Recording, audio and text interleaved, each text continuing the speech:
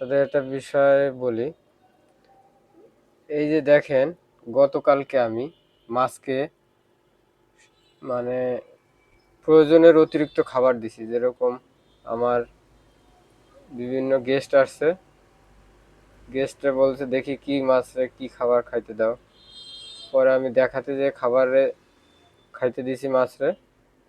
এবং আমি সাধারণত দিনে 2 বার দিই খাবার।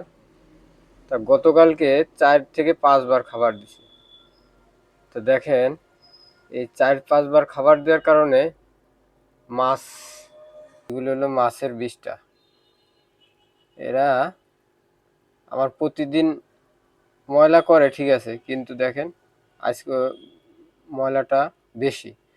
অতএব আপনারা যারা অ্যাকুরিয়ামে মাছে খাবার দেন, খাবার যত বেশি দিবেন মাছ তত ময়লা বেশি করবে।